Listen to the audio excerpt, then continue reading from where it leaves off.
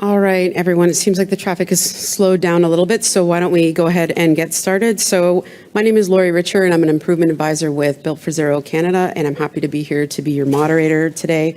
Just want to make sure that you're all at the right session. So you're here to learn about innovative housing approaches serving people experiencing or at risk of chronic homelessness. Today we have two great speakers that will be presenting to you. So they'll each, probably take 20 to 30 minutes each and then have lots of time for some Q&A at the end.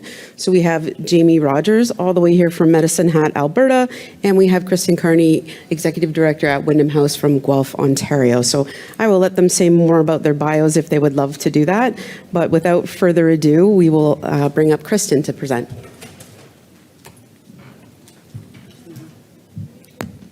Good afternoon, everyone. I'm just going to try to see how I want this to be. Okay, I think that's good. Can you hear me? Are you half asleep? Yeah. The post-lunch kind of lull. I'll try to keep it interesting if I can. So I'm Kristen Cairney. I'm the Executive Director at Wyndham House in Guelph. And Wyndham House is a youth-serving organization that provides housing, homelessness, healthcare, and education supports to young people. I'll explain a little bit more about what we do in a minute, but I just wanted to do a land acknowledgement. So just referencing Guelph, which is where our program operates. It is home and refuge to many Indigenous groups over history, including the Anishinaabe, Attawandaron, and Haudenosaunee peoples. And it's held as the treaty lands of the Mississaugas of the Credit First Nation. And throughout history and today, many First Nations, Inuit, and Métis people call Guelph their home. I wanted to acknowledge that Indigenous people are overrepresented in homelessness in general, as many of us know and understand, and specifically as well in our Guelph local data. As I talk about our services today, I wanted to acknowledge that when we're providing housing to youth, we are dealing with the legacy of the child welfare system in how it has impacted Indigenous young people and removed them from their culture. And in Guelph, we don't have any Indigenous-led housing programs, bricks and mortar housing programs. And it's a significant gap in our community, and we don't have programs that necessarily offer the full suite of Indigenous definition of housing and homelessness services that we should have. So that's something that Wyndham House is looking at, how we build connections to those culturally relevant supports, and also how we continue to provide space for the development of those Indigenous-led services locally. So today I'm going to provide a brief overview of what Wyndham House is. I'm going to be talking about the context for how we developed the Bellevue project, which is the permanent supportive housing project that I'm going to be discussing today. I wanted to situate this project within coordinated access and local data, as well as talk about political and community level dynamics that impacted and provided context for the ability to develop this project. Provide an overview of what we were trying to do, what we were trying to accomplish in this redesign project. I'm going to get really specific and talk about some of the design features of the program. I sometimes find when I attend these sessions, I want more specific examples and things that I can take away to my community. So I'm going to do my best to provide you with that as well. And then discuss how those design principles and operational policies that we have do support the success of the program. And then kind of zoom back out and talk about how it impacts coordinated access and the individuals that we support and where we're headed next as an organization and as a community.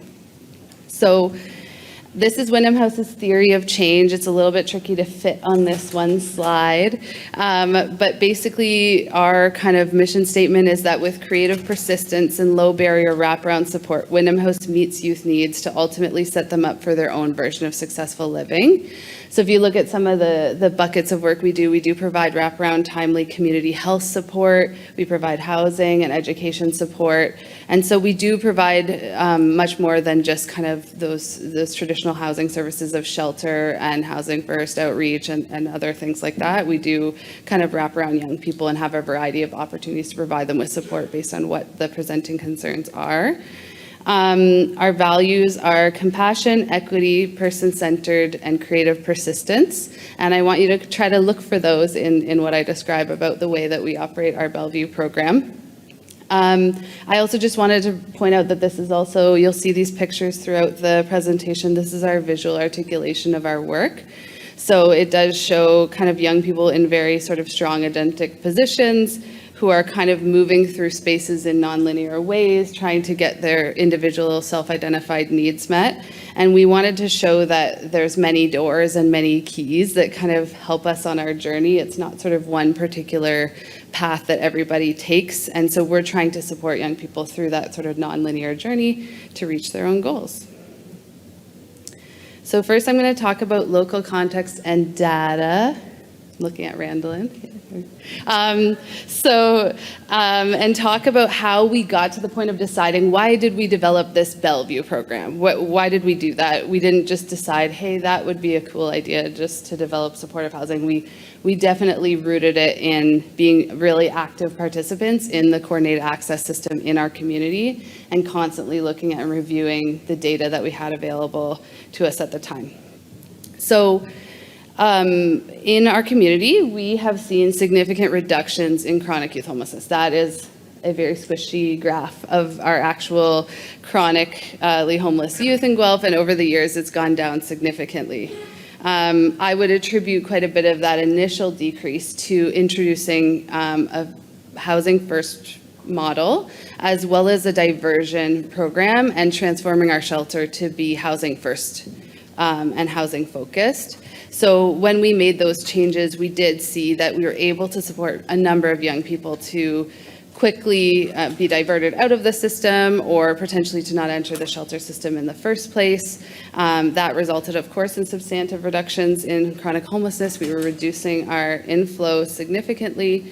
But in that work, we did identify that there was still a subgroup of young people that were continuing to cycle in and out of the shelter system. And so in some cases, they were just staying in the shelter system for a really long time without kind of any viable housing options presenting themselves. And in other cases, we were supporting them maybe through an outreach model or housing first to find housing, but then we were seeing them return from housing over and over again.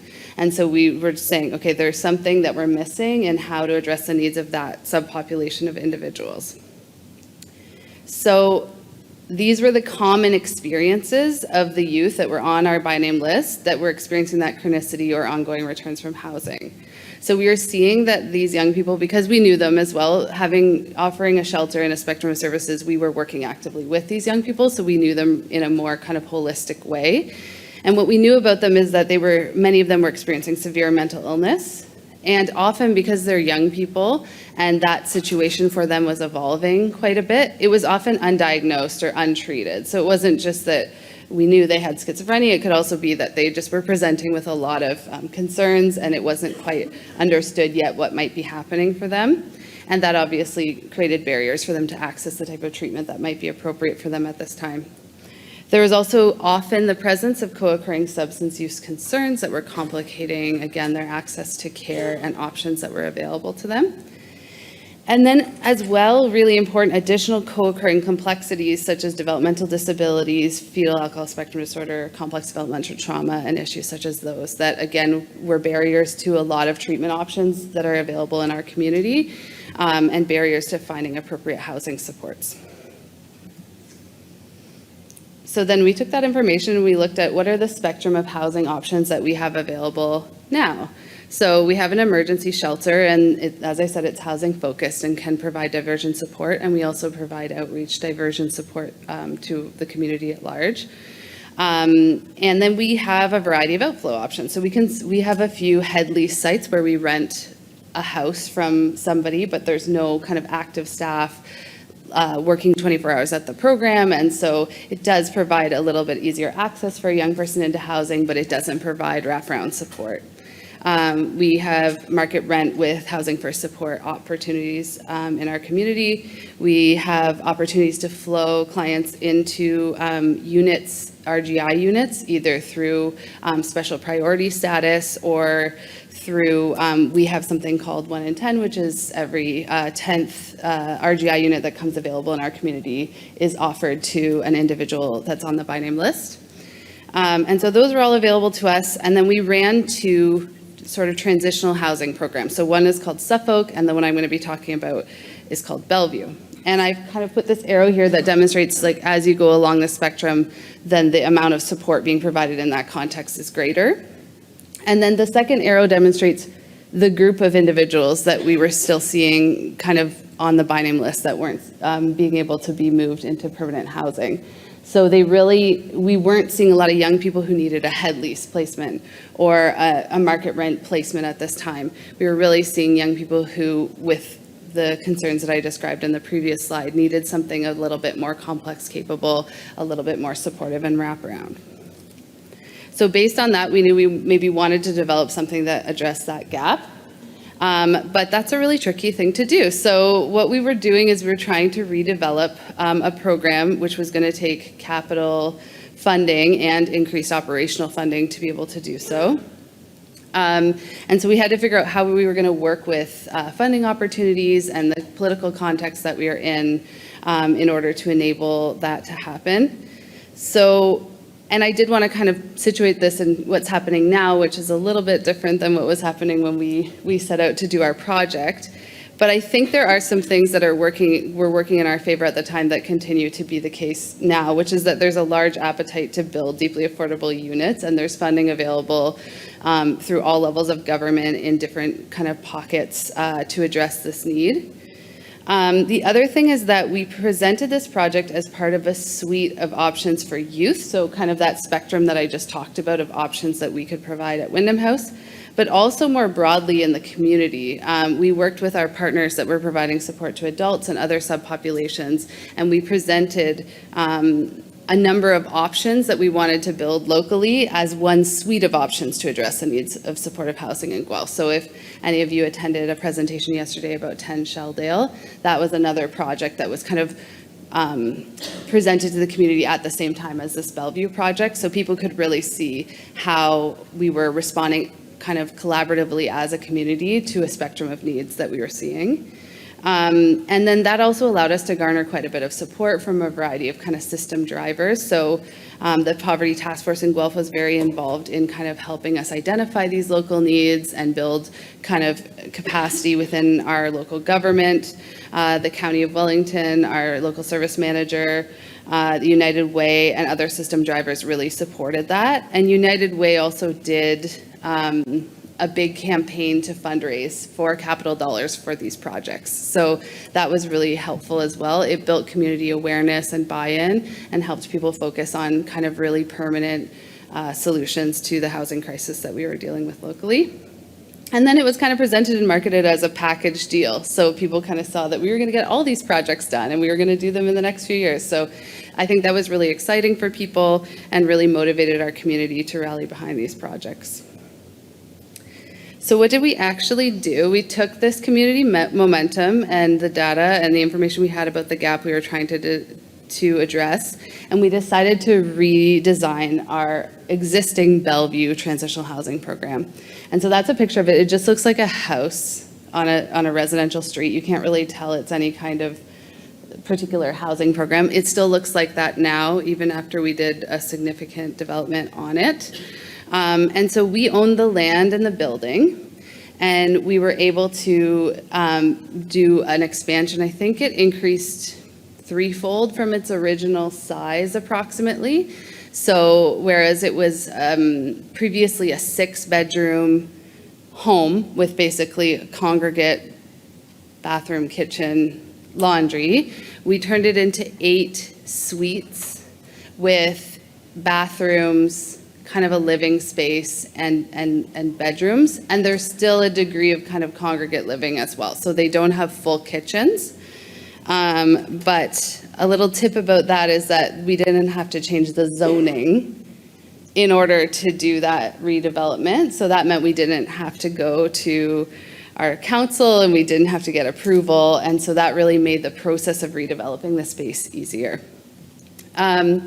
So what we were trying to do was create a built-for-purpose space with unique design features that supported the operations of the service that we were providing. We wanted to design it specifically to focus on individuals with complexity, not to say it could welcome people with complexity, but no, that's like what we're specifically setting out to do. We wanted to create low barrier wraparound clinical support that complemented the work that we were doing and to support some of the health pieces that I identified on the previous slide. And we know that we needed to have a big focus on harm reduction because we were going to be supporting individuals who are actively using substances, because we knew that many of the young people that we wanted to welcome into the space were in a place where they were actively using substances, and that condition wasn't going to change necessarily when we housed them. I did find, as someone who comes from more of a clinical background in the work that I do, I was actually really surprised by how important creating a built-for-purpose space for this population is, how transformational it is in terms of being able to provide more complex, capable service and help people really feel at home and experience stability in a way that wasn't possible before. How many people here run housing or shelter or anything like that? Does any of this look familiar to you? Is this your day-to-day reality? Yeah. Me too. This is our programs. Like, this is our other programs that didn't get redesigned. And so, yeah, young people who are dealing with lots of stuff going on in their lives, they're sometimes a little bit hard on spaces.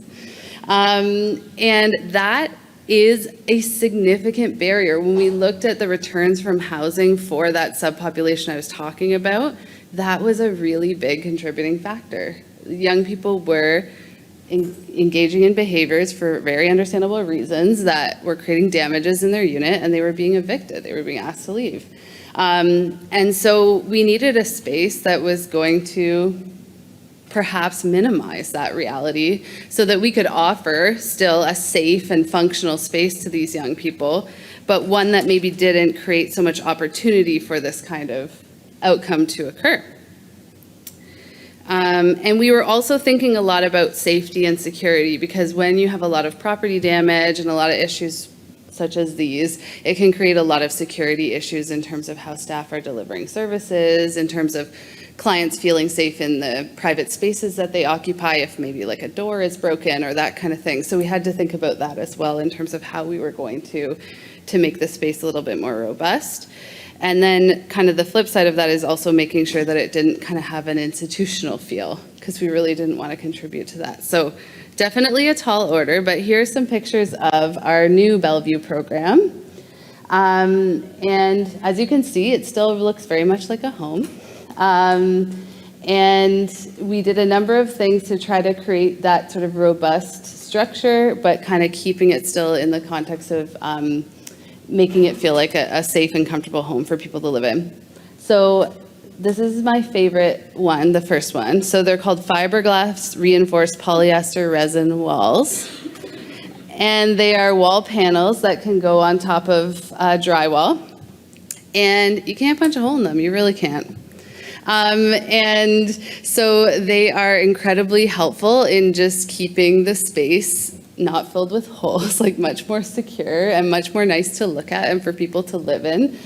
And they're much easier to replace because they have lower labor costs associated with them. You're basically just removing one panel, putting another panel back on, rather than hiring someone to come in and drywall and fix the hole. So those have been really helpful.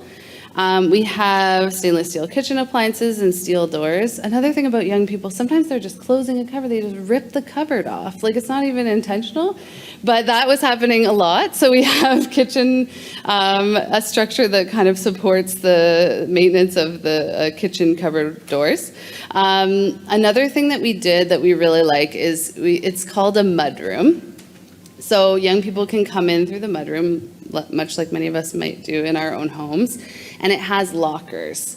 And the lockers are just a space where they can store anything that they don't want to bring into the home. So to be more explicit, that might be like things like substances, and that might be things like weapons or things that they may have in the community that they may feel they need to keep themselves safe. So that way that stuff kind of gets stored in those lockers, and then they come through another door into the home, and it's not in the home. And that has eliminated so many operational issues for us. I cannot emphasize how helpful that has been in terms of just giving people a safe place to store things that they need to store without judgment or like us having to have involvement in that, but also just keeping the physical space that they're coming into safer, so that they don't feel like maybe that some of those things are kind of in the space with their peers and maybe feeling at risk. We also have a gazebo outside it has a concrete floor and a roof, and it's a nice place to go to smoke or potentially do other things. And so that is also very helpful because it's offering people a safe place. It's visible to us from the house, so we can keep an eye on people if we're worried about a risk of overdose. And it's just a good place for them to be that isn't inside the house if they need to use substances. Also, we have showers that have kind of full built-in, so they're really easy to clean, and they have automatic shut-offs after 5 minutes. So perhaps if someone was at risk, like maybe they pass out in the shower or something, we were worried about things like flooding, we were worried about things like, drowning or something like that. So it's just like you press a button, it goes on for 5 minutes, but then if you want to keep going, you just press the button again. So we put some things in like that have really helped with that piece as well, and keeping people safe in their private spaces. And then I think a good balance of privacy and common spaces that give people space from one another. We didn't used to have individual rooms for every person, and having individual spaces for every single person has also promoted stability for people. Obviously, we all like having privacy and space from others at times, but also having lots of common spaces that promote support and connection. And you can see that here, that we have a big kitchen where we can prepare food together. And this is the pictures from Thanksgiving where we had some volunteers come in and do some cooking with our clients, and then we kind of all sat down to the table and had Thanksgiving dinner. And we also have a lovely basketball court that was donated. And we really find that this is a great way for people to get outside and spend time together. It's a great way for our workers to engage with clients in a way that feels a little bit less intense than like sitting in front of you and asking you a bunch of questions about what you're doing with your life. And so that's been really helpful as well for engagement and just giving people positive physical activity opportunities. So that's kind of the physical space, but I also wanted to kind of touch a little bit on how we designed the program or the service. So again, the focus of the service is on complex co-occurring mental health and substance use concerns. So we almost exclusively reserve the spaces at this location for people with those conditions, so that we're not so that we can retain space within our system for people who need that particular type of support. And for individuals for whom either they are chronically homeless, or we are concerned that they would be significantly at risk of chronic homelessness if they didn't have access to this service. This program is small, I would say. There's lots of programs that are 30, 40 beds. This only has 8. And so that really allows us to accommodate individual needs, I think, a lot easier than if you had a larger group of people in one space. Each individual really has their own plan that can support them in how they're moving maybe towards recovery or stability in their lives. And so there's not really a lot of kind of collective rules or intervention strategies. It's really designed to respond to each individual person's needs and where they're at. As I described in that slide about the different conditions that people might be experiencing that we were trying to target. If you have someone who maybe has a developmental disability, they may have some different needs than someone who's maybe their presenting concerns are around things like schizophrenia and substance use. So we're able to kind of create individual plans that adapt to those different needs. And then the other thing is that this is permanent. So that sort of sense of permanency can provide people with a sense of stability. There's not sort of this kind of timeline that soon you're going to have to move to a different location, so we got to figure out what's next. And at the same time, our average length of stay for this program is about 6 months. So far, we've only been operating this new version for about 18 months. But so in that way, we find that people do experience stability, and then they may decide that they would like to move to a different kind of location, like an outreach, like a scattered site supportive housing with Housing First support. But we're really trying to maximize youth choice and voice in that process, and there's no sort of timeline that we're defining for the young people that we're supporting. The next piece is about our concurrent hub services. So we have a program that's sort of complementary to this called the Concurrent Specialized Youth Hub. And that is a wraparound healthcare and housing-based outreach support program that provides mental health care, psychiatry, occupational therapy, primary care, social work, peer support, all of those things in one place alongside Housing First supports. And that service is open to all young people in our community that are needing concurrent capable wraparound support. So it is not specifically for the Bellevue program. And the reason that we did this is that we were observing that there's lots of issues with dropped care as young people transition from one housing placement to another. So if we kind of had this wraparound support just for Bellevue clients, but then they move out on their own for the first time, then they would lose that care and potentially it would put their new housing placement at risk because they wouldn't have those relationships. So what we do now is really the team is supporting young people throughout their journey, and it might be before they live at Bellevue, it might be during, and then again after they live at Bellevue. So it's kind of providing that support throughout their journey and avoiding that risk of dropped care at those kind of critical moments where they might really need that support from people that they know and trust. So I wanted to give a little bit of an example of what this might look like for an individual. So there was a young man that we worked with that when we first encountered him, he was sleeping rough in a rural area outside of Guelph. He was sleeping under a bridge, and we don't know how long he had been there, and it was a little bit unclear. He wasn't really able to articulate how long he had been there either, but we thought it would have been for some time. And he really, when we encountered him, he was really struggling with quite disorganized behavior. He didn't seem very in touch with the people, like knowing people who were in front of him or the reality that we're in. He was definitely showing signs of having psychosis.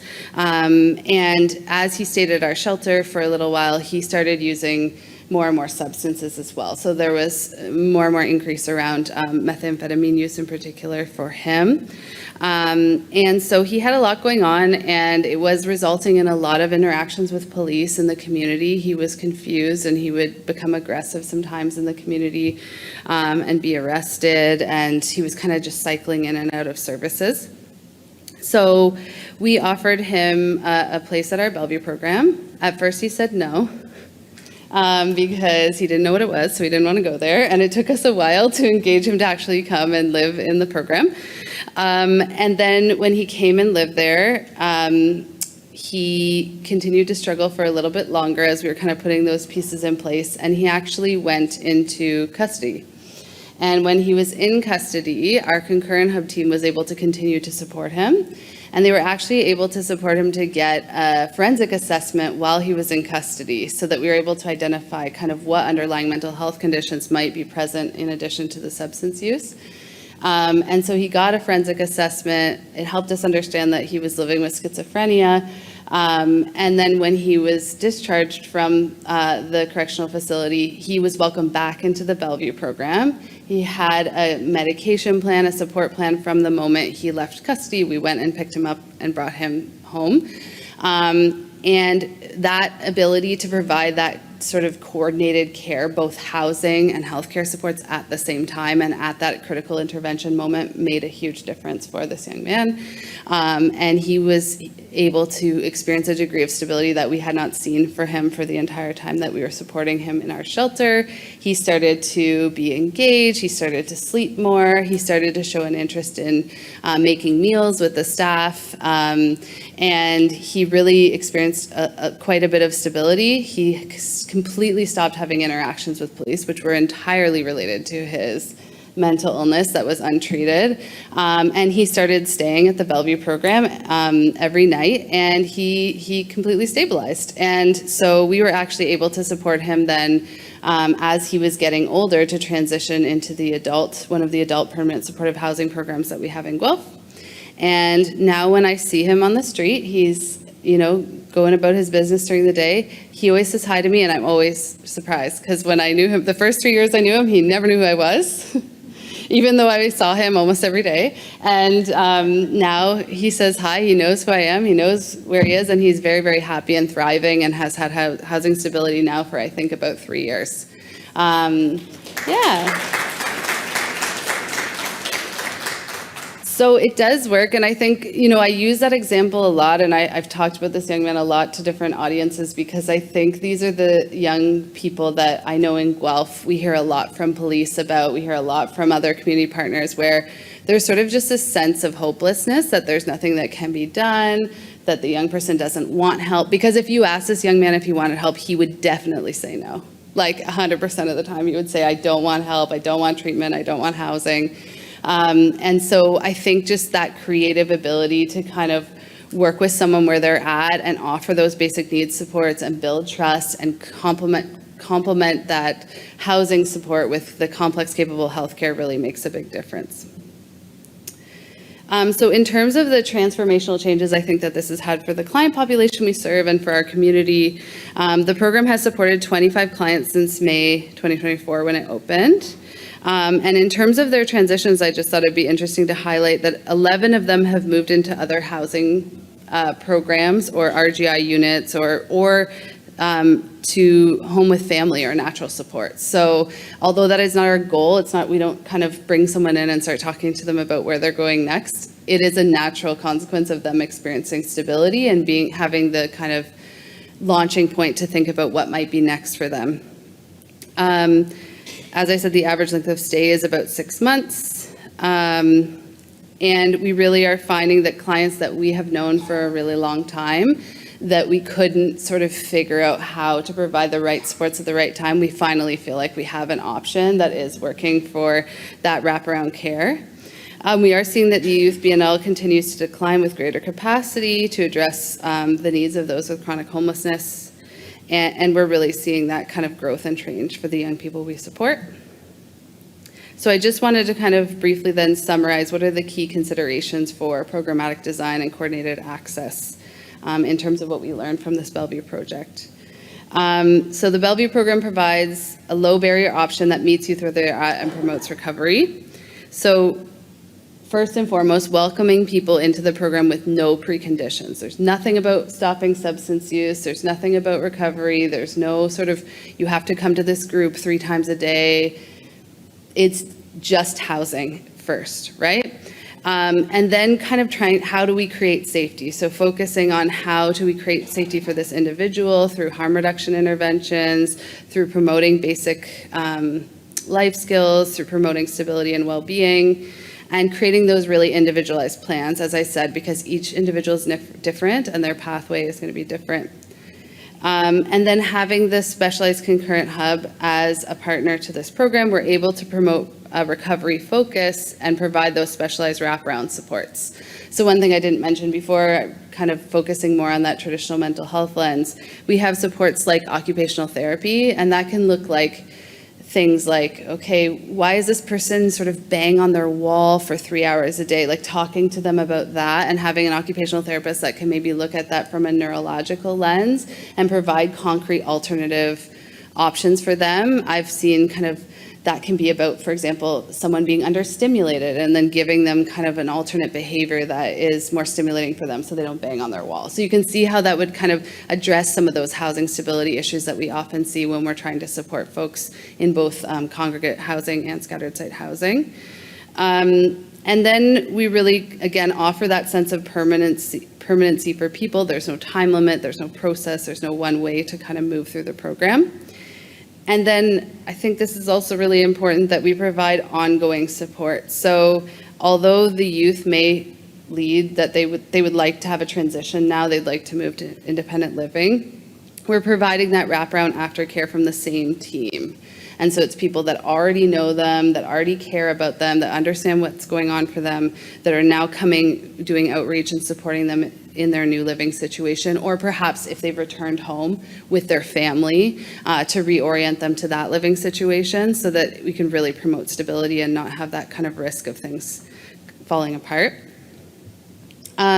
In terms of coordinated access and flow, I think, just thinking about some of the presentations I've heard in the last few days about the importance of really thinking about getting really clear on what the issues are in our communities, and then being able to design interventions that are addressing those specific needs. So I would say our active participation in coordinated access with a separate youth list gave us that information that helped us identify what the specific problems were in the first place and how we needed to change our community response.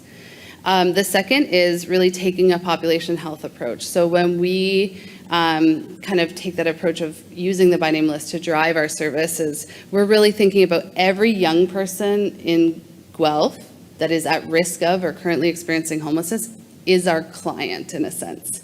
Like there's something we should be offering to them, and if we don't have something to offer, then we should figure out what that should be, so that we don't have sort of this sense of this person's our client today, now it's your client, and there's sort of like all this risk of dropped care and people just cycling through different services and never really finding the thing that they need. And then also diversion data. So that really helped us understand, okay, we're trying our best to support people to stay out of the system, but when we're seeing people come back 2 and 3 times, there's something wrong with that diversion. It wasn't an appropriate diversion, or there's something about matched housing placements for this subpopulation that isn't happening. So that diversion data really helps us identify the gaps in our services and also quality improvement for the services that we offer currently. And then in terms of how this has impacted our ability to have a coordinated access response to youth homelessness and drive reductions, as you can see, we have a variety of outflow options now. We have a number of different choices in terms of what we can offer to young people depending on what they are asking for and what they need. The increase in options is promoting client voice and client choice, which is really important to Youth Housing First. We are providing targeted programs that address youth needs. The supportive housing piece, which is, I think, less common in the youth system, can provide a sense of permanency for young people. And we understand that recovery is not linear. And Lori told me I have 1 minute? Not really. Okay. We are still challenged by many things, and I think it's important just to acknowledge that there's some things that we're really challenged by. Providing harm reduction in a congregate space is challenging. It's hard to be low barrier but provide appropriate structure. There's a large diversity of needs that we see, and employee retention and well-being in the context of the challenging work is still a barrier to us. And I will leave it at that then, Lori. Thanks so much.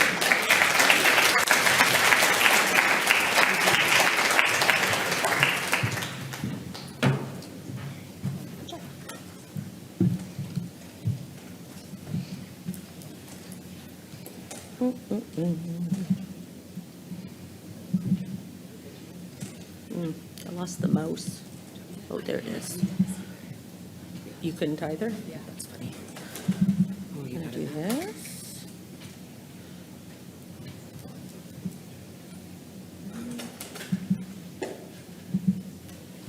Yes.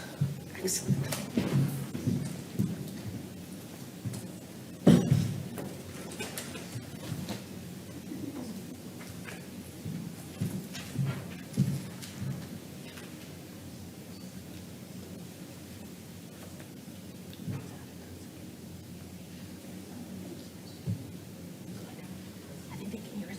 Too, right? Yeah. Okay. So if you want to be innovative, you have to be prepared to fail. Not my quote. I actually learned it at a CAEH conference in Winnipeg, where one of the presenters was from Winnipeg, and that was the thing that stuck out the most for me, was that slide. And from that time, it was a new drive to be innovative in the work that we do. How we serve the people that we are here to serve, and how we look at our own systems of care really differently. Do you ever feel like you might be part of the problem? Because that was what I was feeling sometimes in terms of Medicine Hat being known for really good coordinated systems, really great data, which we do have, and looking at the system of care that we develop. Sometimes as we're developing systems and models of care, sometimes we get in our own way. So I'm going to talk to you about our ARH project, which is our action research on chronic homelessness and tell you how we got out of our own way and the huge success that that project's having right now. So the ARCH project in Medicine Hat is actually funded by the provincial and federal governments. It was one of 8 communities selected from across Canada to do innovative research on addressing chronic or those at risk of experiencing chronic homelessness. This project is going to be our legacy project. So as much as Medicine Hat's done really good work and efforts, this project by far is making the biggest difference in the least amount of people's lives. To date in Medicine Hat, we've housed over about 2,300 unique individuals. And the 12 people that are participating in this program, that is our huge win as a community and as a system of care. People be like, I was never good at math, I get it. But I'm going to talk about what that is changing from our entire system of care, from health, justice, education, the homeless serving system, and the housing sector, as well as income supports, etc. How our community has shifted and is shifting in this as well. So as much as the 23 unique individuals that we've housed for our Housing First efforts have been our success and our shared success, not just in Medicine Hat, but across the country as well and beyond, this is our greatest learning right now. So the why of our ARCH project. In Medicine Hat, when we talk about people that are experiencing homelessness, I'm just going to leave that up for you guys to read. I'm going to actually read it and reiterate it a little bit too.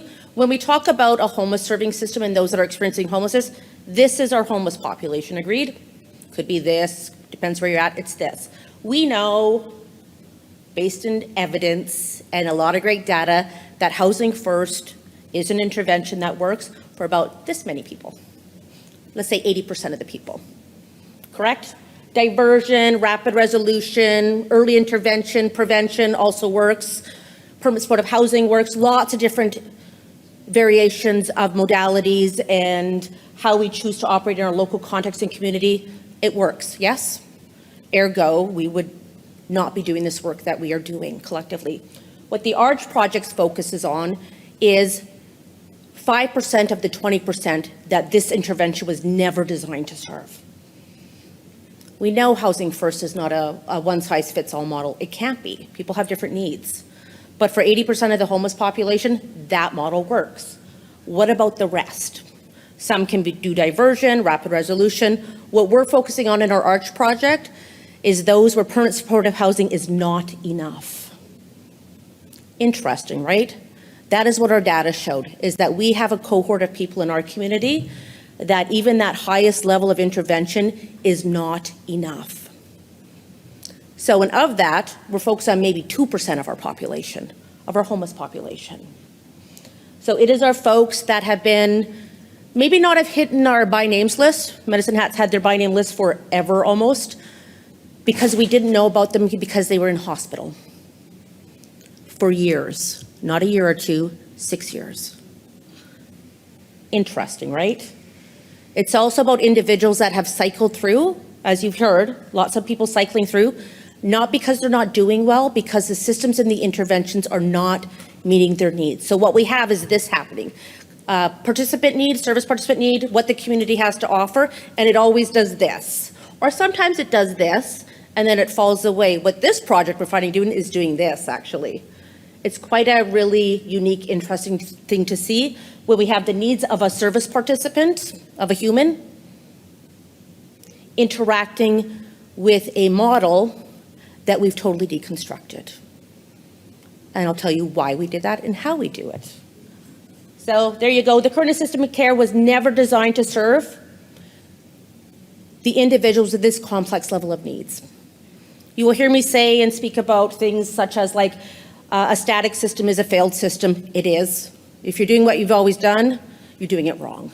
You have to evolve. Look at the opioid crisis. Look at our encampments right now. Look at the number of immigrant populations that are experiencing homelessness very differently, especially in Toronto, Vancouver, and Ottawa.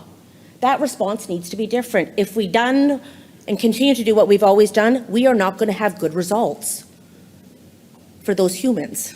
Never mind as a system of care. You have to change what you're doing. This project does that, but also recognizes the system wasn't designed to serve this level of acuity of need. There's a misalignment. We also know that a health response is required for individuals. What brought them to a state of homelessness for these individuals is typically a lack of a proper health response. Now, we can say, you know, housing is health or health is housing. They need both. It's not one or the other, it's all of it. They need all of it and all that level of support. So what we wanted to look at in Medicine Hat was actually developing a housing model that would incorporate, interface, and integrate very different things in my world, and look at what type of housing model would actually be appropriate for those individuals, and what would be those key elements of it. So this is something that my staff at the back, Carrie Sanford, put together. We never figured out that ARH was actually built into the research component. So when it says research and ARH, we've had our epiphany, and we've only been doing this for a few years now.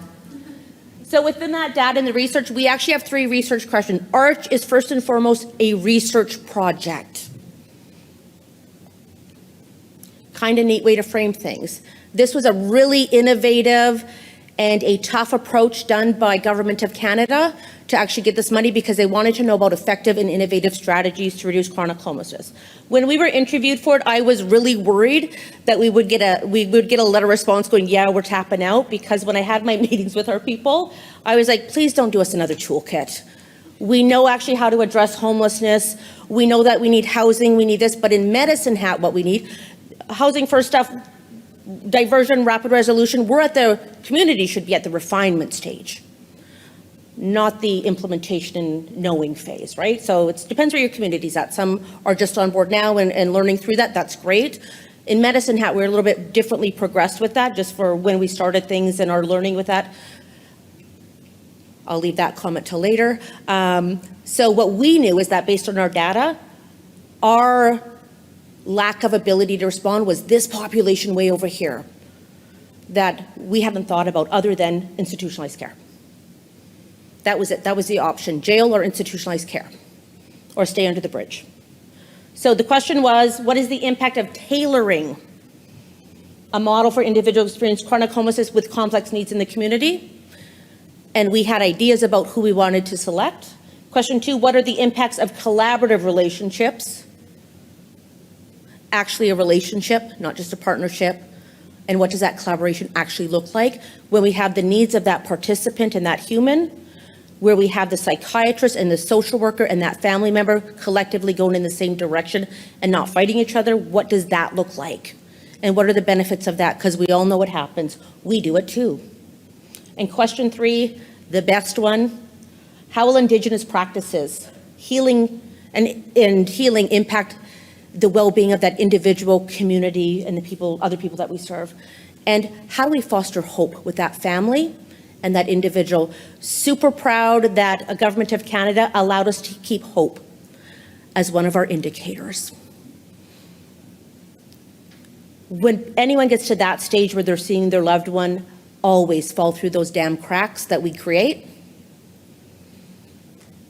there is something about reinstilling hope, not just for that individual, to let them know that we have not forgotten them and that there's still a hell of a lot of people out there fighting for them, but there's grace in their family members knowing that we haven't forgot their loved ones either. Those families spent a ridiculous amount of time and energy and their lives trying to advocate for their loved ones when the system is not responsive, including our own. So I'm not going to throw other systems under the bus. It's always our own as well. We don't always do a great job either. To getting better though, and really examining that. This project is co-led by our Indigenous community entity, the Austin Friendship Center. So incorporating our Indigenous ways of knowing into this project has been huge in the foundation of really what it's about. And it's really around this. I'm just going to talk about it a little bit. I'll be mindful of the time, kinda, just a little bit. We wanted to incorporate Indigenous ways of knowing into this, one right thing to do in the art of reconciliation, and not just do it on paper, but do it in practice. This has been the toughest thing I have ever done, is to get this project launched. Because It has challenged about 90% of my education and my learning and my practices that I've done the last 44 years of my life. It's on purpose. We've asked people and staff to come on board and to forget 90% of what they were trained to do and see the human being. We do not have programming. We don't have programming in our ARH project because the conversation goes like this with the individual. What would you like to do today? What will bring you joy today?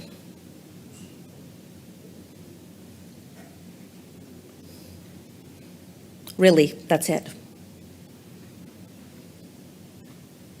We've taken away the diagnoses. We've taken away, don't worry, we still know the diagnoses, I'll get into that part. But when the staff are interacting with the participant, we've taken that language away so they can see past what they're supposed to see and track and do this and this and this, where people become check boxes in our days, and we fill out forms and we do all the things, and I do it too.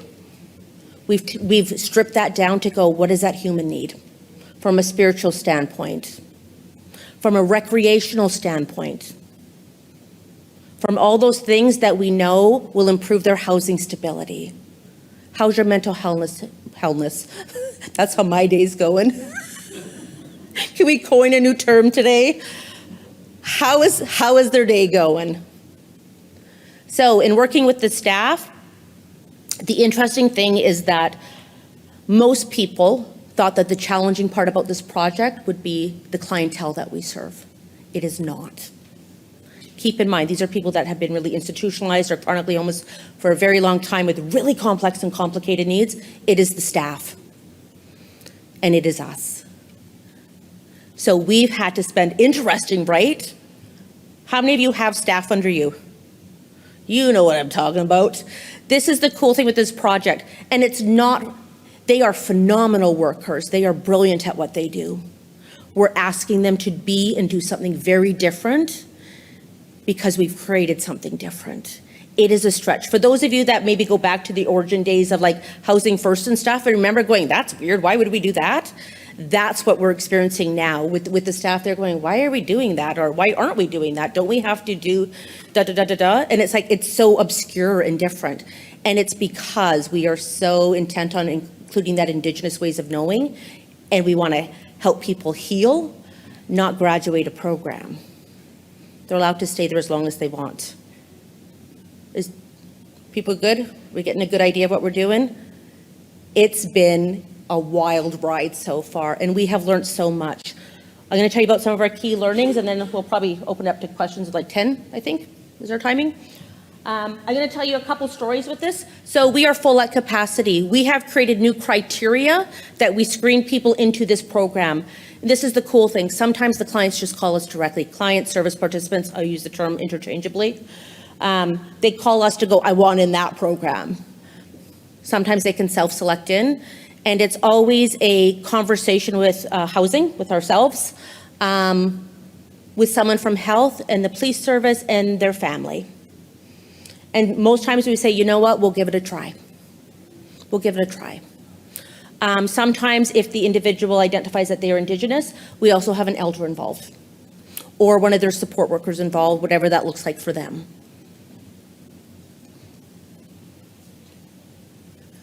Some of the individuals that we have in that site right now, we actually do a hotel model. This is also really important. We do a hotel model. This was also an innovative approach. Medicine Hat has a very low vacancy rate right now. It's second behind Calgary in terms of lowest in all of Alberta. So yes, we're smaller size for community, but we're also experiencing the same challenges that larger centers face as well. I'm going to talk about one of the individuals that was in hospital, I think, for 6 years.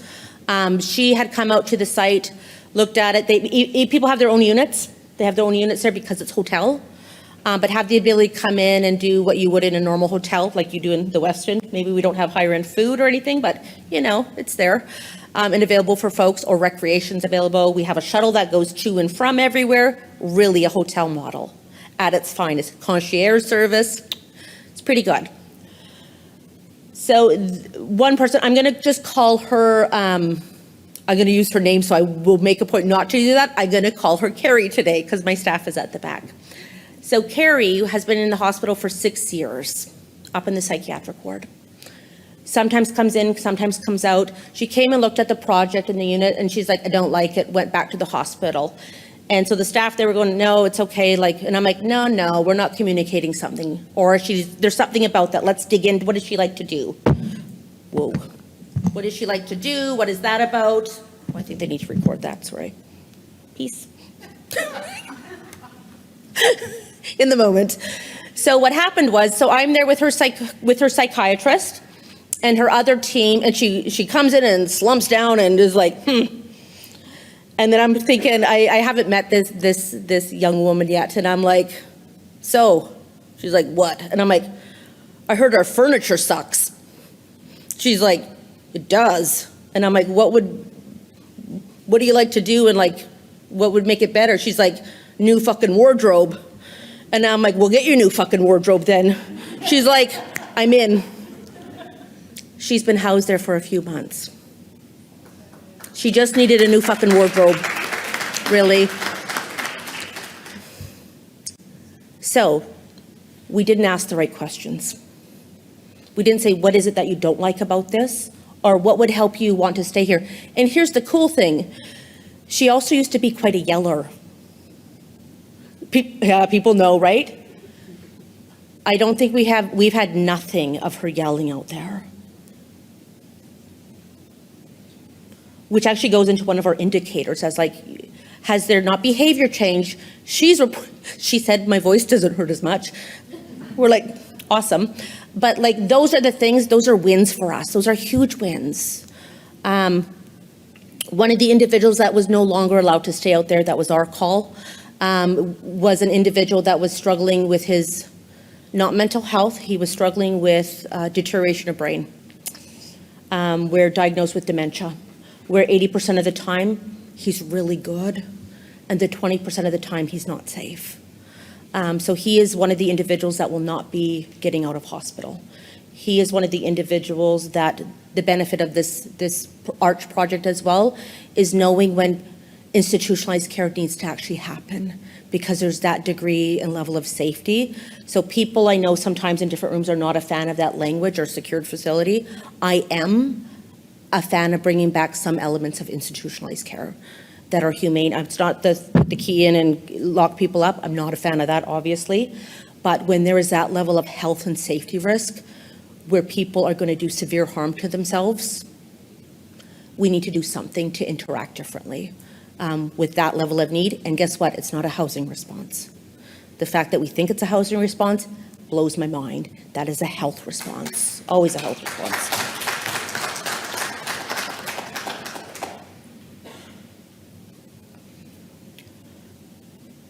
A couple other things, and then I think we'll just slide into Q&A. This is an innovative pilot project. I have learned so much already in the 6 months we've been doing this, and have changed my practices that significantly. And I'm pretty well rehearsed in this space and do a lot of reading and talking and research and data. This is the one project again where we are seeing lights at the end of the tunnel, and it ain't a train this time. We're seeing some fireworks go off. We've had families reach out that are so hopeful for their loved ones right now that they haven't been in years. And I know we all have those experiences. We should all have those experiences. We should all be able to experience the hopefulness in people again, especially when there's such hopelessness going on, especially for those individuals and families that are continuing to struggle through those systems. It can be quite disheartening in the work. But it's that ability for you to be innovative and continue on with the work. And innovation doesn't need to be a new project. I think that's what I want to leave you with. We can talk about this and that, but innovation is about changing the way you think a little bit. A tangible thing you do on I'm going to say a form or a healing thing, or bringing in traditional models. Innovation is not a new project. Innovation happens in how you think about something. So it doesn't need to be a tangible product or building or anything, I will guarantee you, if you change the way you think a little bit, that is your innovation. Not just how you think about it, don't forget to put action to that innovation as well. Because here's the cool thing, innovation on paper looks really good, just like our ARH project done. In practice, way better. Oh my God, I'm gonna take this out.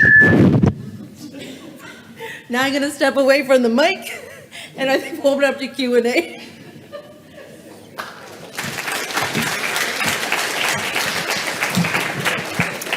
Thank you so much, Jamie. And it's because I think a lot of us like to talk with our hands. I know I'm a hand talker too, so I've seen a lot of people smack the microphone for that reason. So thank you so much, Kristen and Jamie. Really appreciate that. And I know that there's time for lots of questions, but I think like two key phrases that I like to always share when I pick up on things is creative persistence. I love that phrase, and the idea that if you want to be innovative, you need to be willing to fail forward. So those are my two takeaways, and I would love to hear from everyone else. So I see we've got Randallin at the microphone. If others want to join Randallin, if you have a question, just so we're recording it and people can hear.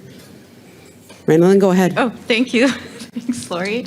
Thank you both, Jamie and Kristen. I am a huge fan, both of you, and I am so grateful for the work that you're leading in your communities. It's amazing, your leadership, and I'm just so grateful for the work that you do. I have two questions, one's for each of you.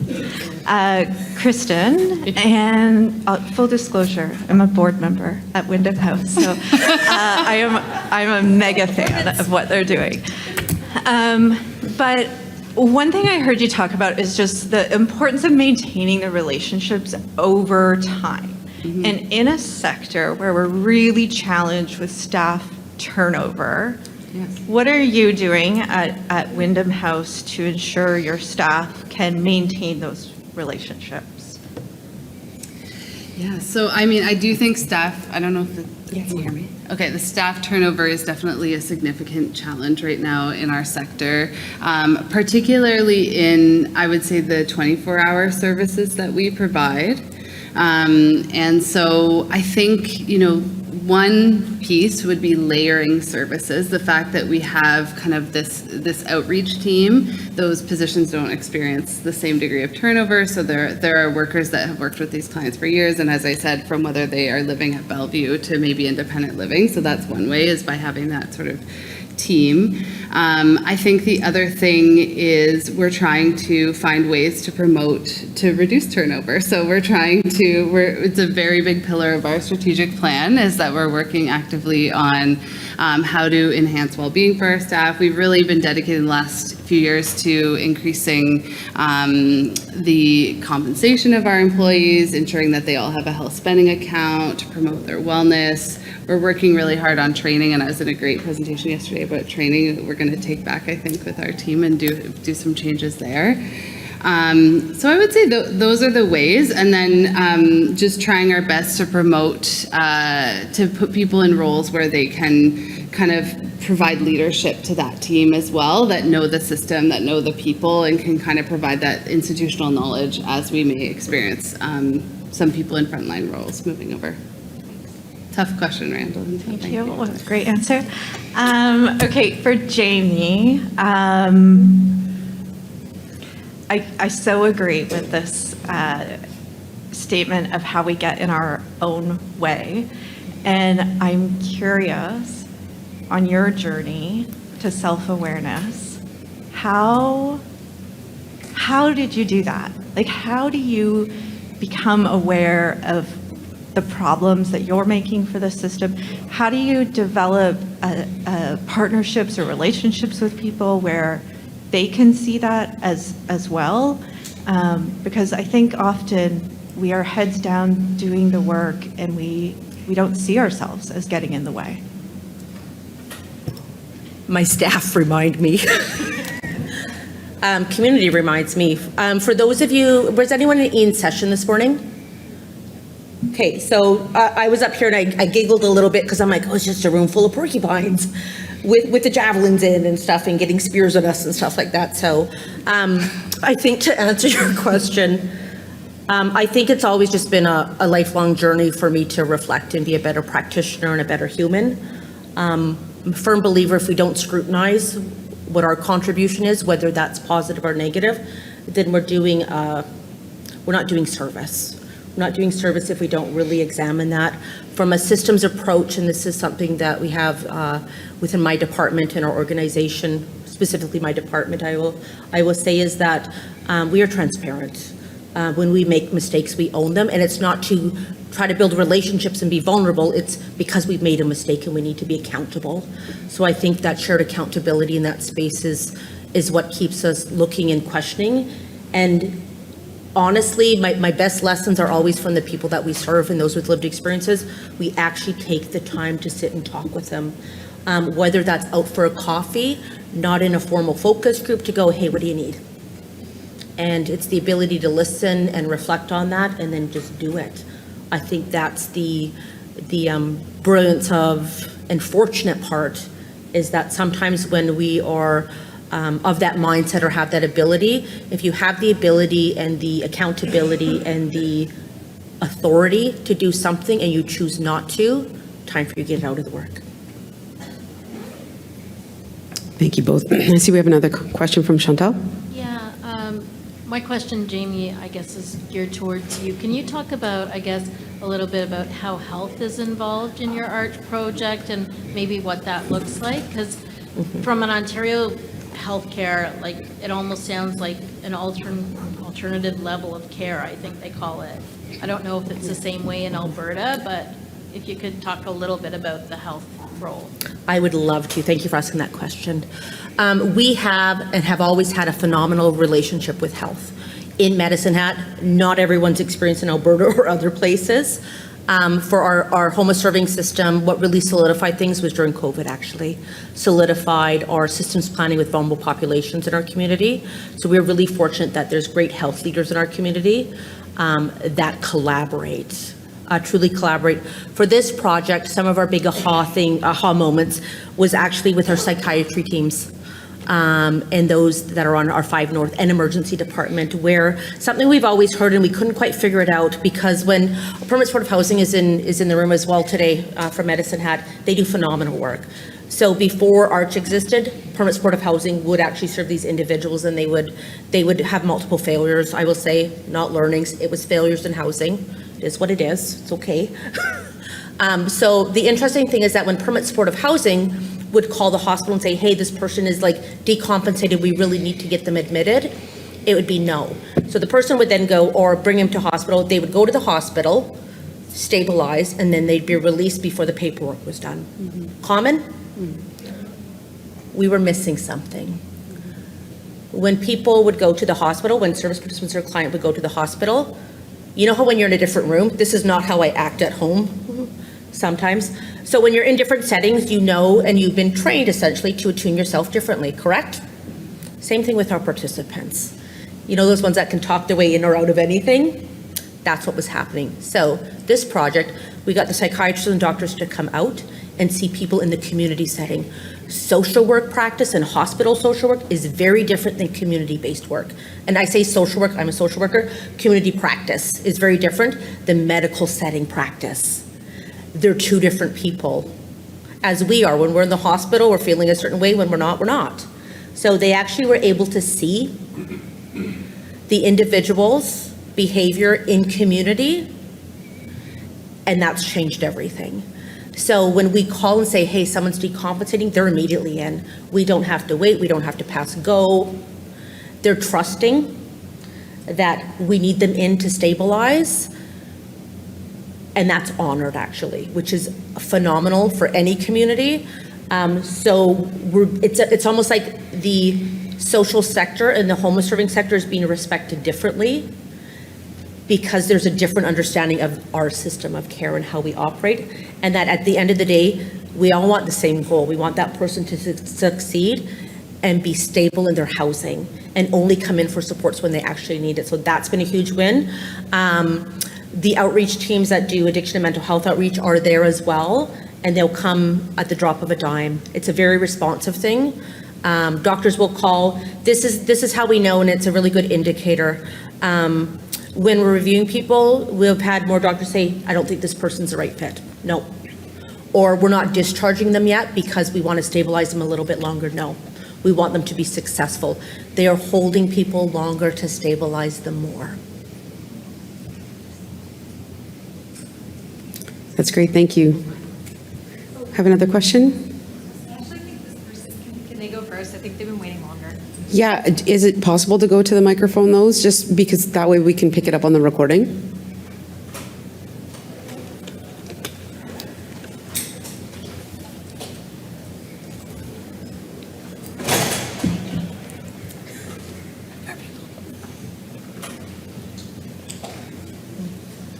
Oh, hi. Hi, everyone. My name is Titibo. I live in Ottawa, and anyone who is not from Ottawa, welcome, and I hope you are having a great stay so far. So I'm very grateful for both of your presentations, and it's very insightful, and thanks for sharing the light. So I'm very fascinated about this initiative or this research project that has been done. But my understanding is that it's based in Alberta for now, and my question would be, is there any possibility for this great initiative to spread across the country? As a social worker myself, who is very passionate about housing, I see this as a model that really addresses humans and the human needs. And it would be a very good practice to apply in our housing sector, especially in Ottawa and across the country. So is there any possibility of future expansion from Alberta to across the nation? Yeah, so, and just for clarity, yes, with the federal government and the province actually investing the money, it is around, can we replicate, not for a medicine hat model, but can we replicate the ideas and concepts to fit other communities and the needs in those communities as well. So yes is a short answer, but that will be based on the data and the research when we actually get to release all that. And more importantly, it's who will this work for? Remember when we talk about that? So it's not just those that aren't served by here, but we're really honing in on what is the presentation, and not just of that client, the workers. We're actually examining what skill sets do those workers need to have. So it's a dual thing that we're doing. And so it's the service participant, it's the workers, and then we're going, how do we apply those Indigenous approaches as well? So there's a lot of different layers. Short answer, yeah. Stay tuned. So the last question, of course, to stay tuned would be, are you looking into having maybe volunteers from, remote volunteers who are passionate about this project? Because I can see myself as a social worker, maybe helping out. I'm a social worker who is also passionate about research, so like data and statistics and stuff like that. So I'm trying to see if you are open to having volunteers or any contributors towards this project. We are now. You know what? I think this is the beautiful thing about doing an innovative project, that it's around development evaluation, is we have an advisory committee that's made up of people from different areas. So Ian Young's on there, Dr. Monty Ghosh is on there, people with lived experience are on there, but we know that there's always room at the table. The more people that are helping us really deconstruct and rethink how we offer things, just makes us all that much better. So yes, the invitation's there. Thanks for that. Next question? Hi there. Thanks for your presentation. I wanted to just start by saying I think I share a collective frustration at all of the housing programs that have kind of come out, that every time you see a new program come out, you know it's not going to support that chronically homeless population. So it's really great to hear that there are programs that people are kind of starting up that sound like they really are working for that population. I will be going back to my organization and talking about this, but my question is really around behavior. And obviously, in my experience of working with people experiencing chronic homelessness, that comes with sometimes navigating behavior. So I'm very interested to hear how in your programs you, I think, are navigating that element of supporting a person, possibly in a way that they can continue working with your program. So I'd just love to hear a little bit more about what you guys are doing in your programs to support with that. Sure. Yeah, I think, thanks for asking that, because that's some of the stuff that doesn't really get explicitly talked about as much, but it's what we do, like, are challenged by every day in the work that we're trying to do. And particularly, I have found for young people, maybe with externalizing behaviors related to trauma or developmental disabilities or fetal alcohol spectrum disorder, things like that, it can really, it could be like aggression or property damage, things like that. So I think one of the pieces I was trying to highlight in my presentation is the environmental design, like how much you can design a space to have so many fewer challenges within it. And as I said, like that was a learning for me from doing it, was how impactful that was in terms of it's just harder to damage the property, or people have more private space so they don't get as frustrated with one another. So some of those things I think are really important. The other thing we do is we have harm reduction plans, and we call them treatment plans for each individual person living in our programs, and those are co-developed with the person, their kind of team from the concurrent hub, and then also the staff that work in the programs day to day that are actually the ones at 3 a.m. responding to the behavior, which is very different than the people who get to kind of visit someone for an hour and then leave. And so again, those are informed by quite a bit of expertise from psychiatrists and occupational therapists and social workers that are kind of giving us guidance on how to do that as effectively as possible. Sometimes we inadvertently reinforce certain behaviors without knowing it because of the way that we respond, and we have to be quite thoughtful about like where something's coming from and what Jamie talked really effectively about, you know, the idea of like what does someone actually need, what's the human need that we're trying to address. And then there's a lot of coaching with staff to deprogram their understanding of what's appropriate and acceptable, and really make them kind of get to a place where they are comfortable with some of the things that we're facing, and they feel confident and competent to face those challenges day to day. And so, yeah, I would say those plans, they're constantly being reevaluated and adapted. We tried it. Okay, last night didn't go well. Like, what's next? And really kind of that commitment to the person that, you know, they live here, this is their home, there's no plan to discharge them, so we got to figure it out together. Those are some of the things I think that work for us, and we're happy to share, if anyone would find it helpful, those templates for how we do those treatment plans and harm reduction plans as well. I'll give a different flair to it. So we are also a landlord. So my landlord response is, please don't do that. My other, from a programmatic thing and a funder standpoint, is I think sometimes it really on the workers' ability to interact. And I think we need to get really a lot better at finding humor in some stuff. The behaviors are there for a reason. So I'll give you just a couple examples where we walk into units and we like, is our initial reaction, but it's like, I like what you've done with the place. And it's just a more engaging way to not do, and to go, okay, like, what do we got going on here? Like, I like how creative this is. So it's just a reframing, and it's a totally training thing. One of our projects, there was an individual that was having a bad day and was throwing things out of the unit. And they're like, what do we do? I'm like, well, go see if he needs help. Like, and most people would be like, well, that, like, why do that? It's like, he was having a moment and he needed support. He didn't need to be stopped. It was his own belongings. He was throwing it out of his unit. His belongings out of his unit. He was being aggressive towards his property. So it's really the ability to do that, to go. And then so I was like, oh, you forgot to take your shower curtain off. And not in an antagonistic, he's like, I did, you know how to get that off? I'm like, yeah, you just got to flip. He's like, thank you. Threw it out. And I'm like, are we done? He's like, I think so. I'm like, good job. Like, now put it back. There's ways to go about that without making people feel shame. As a landlord, I would really like the damage to stop. You can be both and be frustrated, but also just understand that. And it's, you know, the amount of people that create some type of damage. I look at my daughter's condo.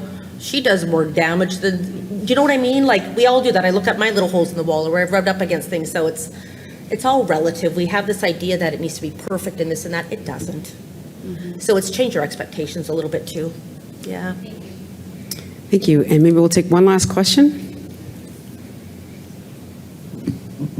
Thanks. I'm Greg, neighbor down the road in Lethbridge. Hey, Greg. And we run a permanent supportive housing unit. And so I really like what you're talking about, how you're working with health, they have become a lot better. Yes. But there's still that issue with the hospital and releasing them without even letting us know. Yep. So those tips on trying to engage, and we've tried, but we'll try a little harder now. But both of your programs, that integration and working with health is so important. But for you also, I would think education and justice and things like that are important. One of the things I was wondering about the ARH research is, are they asking you anything about return on investment? So for example, we had a fellow that had 370 interactions in 1 year with the police and 1 or 2 ambulance trips a week. Once he came into our program, it dropped to 7 and 1. Huge return on investment, but because it's a different ministry, it doesn't translate. So are they asking you anything about that? They're not asking us, we're telling them. Good. Thank you. I love that response. We're telling them. Yes, that's great. And I want to take a minute to just really thank Kristen and Jaime for sharing their projects. They are still here until tomorrow if you have questions and you want to reach out to them. And their contact information should be in the program. So if everyone would join me in giving them a round of applause. Thank you very much.